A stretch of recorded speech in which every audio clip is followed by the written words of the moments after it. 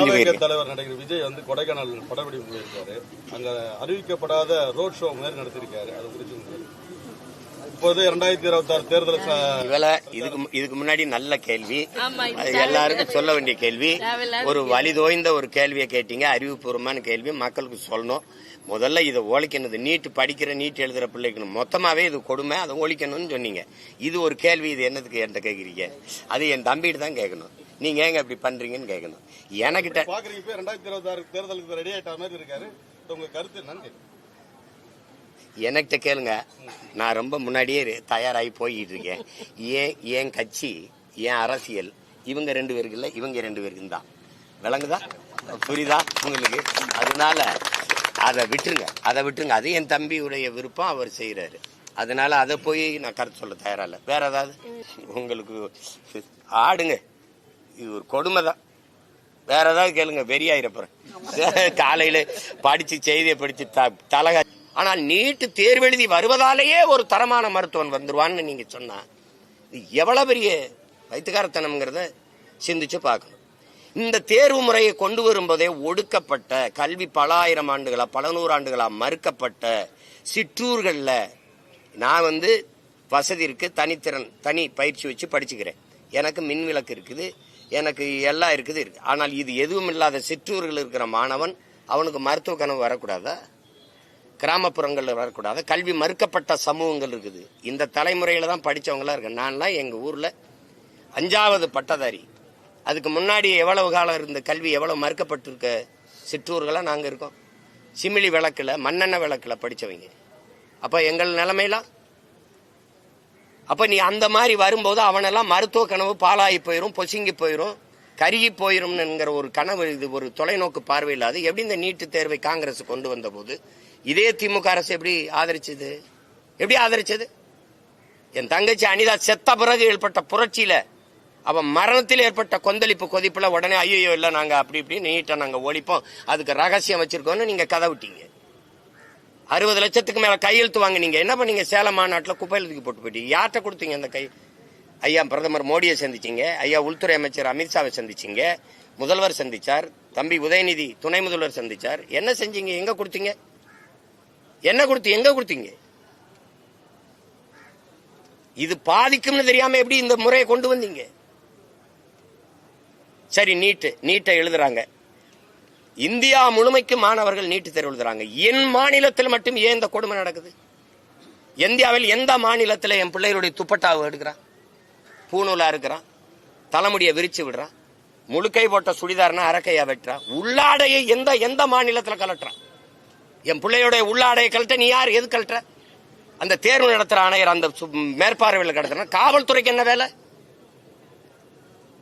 மனச்சான்றோட இந்த நாட்டு மக்கள் இதை யோசிக்கணும். இதை நீட்டு வேணாங்கிறாரு, இப்படிலாம் பேசக்கூடாது. மூக்குத்தி தோடு எவ்வளவு பெருசு இருக்கும்? மூக்குத்தி அறிவார்ந்த மக்கள் செஞ்சு பாருங்க. இந்த மூக்குத்தி எவ்வளவு பெருசு? இந்த மூக்குத்திக்குள்ள பிட்ட கொண்டு போய் பார்த்தெழுதிட முடியும்னு நம்புதா அந்த சமூகம்? நம்புதா? ஏன் அங்க கண்காணிப்பு கருவி வை, சிசிடிவி கேமராவை வை. அப்ப மேற்பாளர்கள் சூப்பர்வைசர் இருக்கான்ல, அவன் என்ன பண்ணிட்டு இருக்காரு? அவர் என்ன பண்ணிட்டு இருக்காரு? பார்த்து எழுதும் போது அப்படிக்க மாட்டாரா? இந்த தோடுக்குள்ளைய மூக்குத்திக்குள்ளைய நீ பிட்ட மறைச்சு கொண்டு எழுதிட முடியும்னு நம்ப சொல்றேன். ஆனால் இந்த ஓட்டு போடுற பெட்டி, இவ்வளவு பெரிய பெட்டிக்குள்ள ஒண்ணும் செய்ய முடியாதுன்னு நம்ப சொல்றேன். இது சரியா பதிவு நடக்கும்ங்கிற இந்த மூக்குத்திக்குள்ள பிட்டு கொண்டு போய் எழுதிடுவான்னு என்னை நம்ப சொல்றேன். அருணா கொடியா இருக்க சொல்ற, பூணூலா இருக்க சொல்ற, தாலியை கழட்ட சொல்ற. இதெல்லாம் ஒரு ஜனநாயக நாடா? ஏன் எனக்கு படிக்கிறது, இந்த நாட்டில் மட்டும் நான் விரும்பிய கல்வியை கற்கிறது ஏன் எனக்கு இவ்வளவு கடினமையா இருக்கு? ஏன் உலகத்தில் எந்த நாட்டிலே கல்வி ஏன் சுகமா இல்லாம சுமையா இருக்கு? ஏன் இவ்வளவு கொடுமையா இருக்கு? உங்களெல்லாம் யாரா மருத்துவராக சொன்னதுன்னு கேட்கிறீங்களா? என்ன கணக்கில் இதை கொண்டு வரீங்க? வட இந்தியாவில் நான் அறிவார்ந்த பெருமக்களே, நான் வேணா காணொலி ஆவணத்தை காட்டுறேன். வட இந்தியாவில் இதே நீட்டு தேர்வு எழுதும் போது புத்தகத்தை விரிச்சு வச்சு எல்லாரும் எழுதுறான். அந்த மேற்பார்வையாளர், அந்த பார்வையாளர் சூப்பர்வைசர் என்ன பண்றாரு? கதவு அடையில் நின்றுகிட்டு யாராவது வர்றானு பார்த்துட்டு இருக்காங்க. நீங்க எல்லாம் பார்க்க தவறி இருந்தா நான் அந்த காணொலியை தரேன், நீங்க ஒளிபரப்புங்க. இத்தனை மாநிலங்கள் நடக்கும்போது ஏன் மாநிலத்தில் மட்டும் ஏன் இந்த கொடுமை நடக்குது? தமிழ்நாட்டில் மட்டும் பிள்ளைகளை பொத்தானா இருக்கிறது. இந்த பொத்தானுக்களை பிட்டு கொண்டு வர முடியுமா? என்ன வேலை இது? காவல்துறை எதுக்கு அங்கிருந்து கழட்டுது? மூக்குத்திய போட்டு தரன்ற, இது பண்ற, உள்ளாடைய கலட்டிடுற, வீட்டுக்கு போய் உடைய மாத்திக்கிட்டு வான்ற. இன்னைக்கு ஜவுளி கடையில நீட்டு தேர்வுக்கு ஏற்ப மேலாடை விற்கப்படும் போட்டிருக்கான். நாண்டுகிண்டு சாகவனா அதெல்லாம் பார்த்து இந்த நாடா அது நாடா கேட்டா நாங்க தான் எல்லா உரிமையும் பாதுகாத்து என்ன இதை பாதுகாத்தீங்க நீங்க என்ன உரிமையை பாதுகாத்த இதெல்லாம் கலட்டிட்டு இதெல்லாம் அறுத்துட்டு என் பிள்ளைய விட அள வச்சு கண்ணீரோட உள்ள போய் தேர்வு எழுதுனா இது மாதிரி ஒரு மனித வதை கொடுமை ஏதாவது உண்டா? என்ன மனநிலையில் என் பிள்ளை போய் எழுதும்? படித்த பாடம் எப்படி நினைவில் வரும்? எப்படி வரும்? போன தடவை உள்ளாடை கழட்டி விட்டு உட்காந்து கடைசி வரைக்கும் தேர்வு எழுத மூலையில் உட்காந்து அழுதுட்டு போச்சு. எப்படி அவ உயரமாச்சுக்கிறோம்? எப்படி இருப்பா? தான் மருத்துவம் படிப்பேன், நான் டாக்டரா வருவேன், என்னவாகிறான்னு ஆசிரியர் கேட்கிறான். இந்த நாட்டில் ஒரு சாபக்காடு ஒருத்தன் கூட நான் நல்ல அரசியல் தலைவனாகணும், நல்ல வேளாண் குடிமகன் ஆகணும் ஒருத்தனும் சொல்றதில்லை. எல்லாம் டாக்டர் இன்ஜினியர் தான். ஆய் தொலை டாக்டர் ஆகு.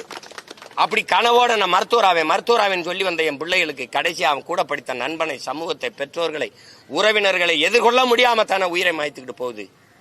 பச்சை பிள்ளைகளை கொல்ற, குடிக்க வச்சு கொல்ற, படிக்க போற இடத்துலயும் தேர்வு விடாம கொல்ற. என்னதான் அது நாடுது? என்னதான் நாடுது? கொடுமை.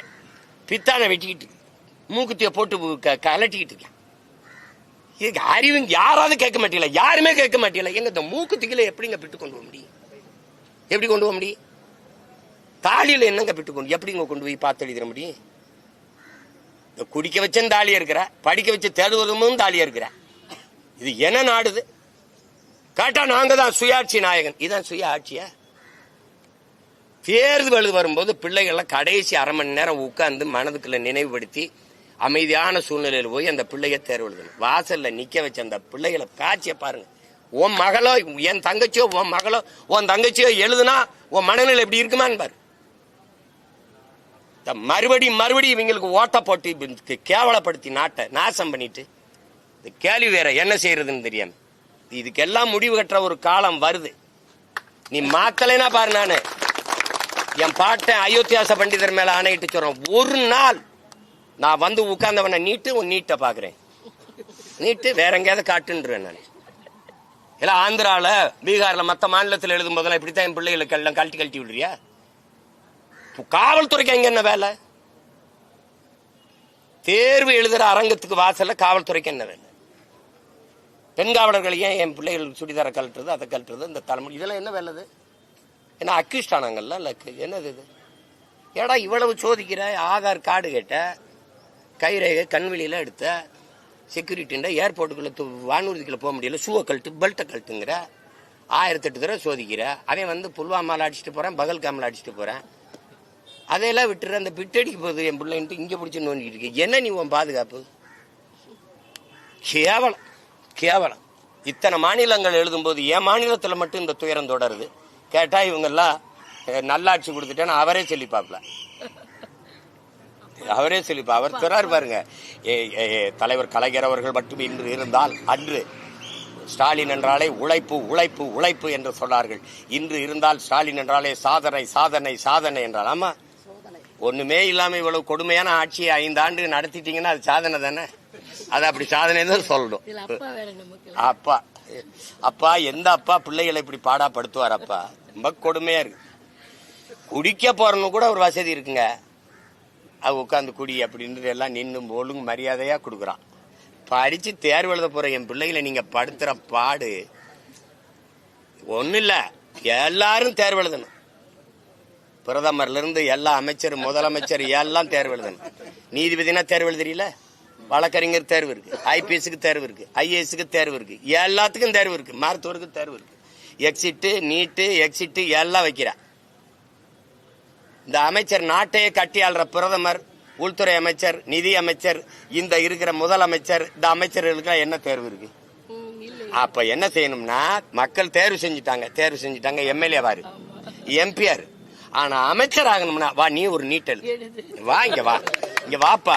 ஒரு சிலபஸ், இலக்கியம், வரலாறு, அறிவியல், புவியியல், வேளாண்மை, மருத்துவம் எல்லாவற்றையும் ஒரு பாடமா வைப்பா, வச்சு படிப்பா.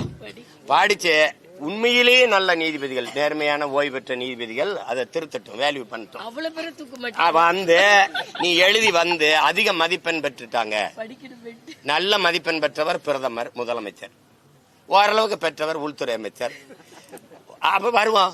தோற்று போனா வெளியில போய் சாதாரண எம்பி எம்எல்ஏவா இரு. சும்மா வந்து எல்லாரும் தேர்வு எழுதுன இவர் எதையும் எழுத மாட்டாப்ல.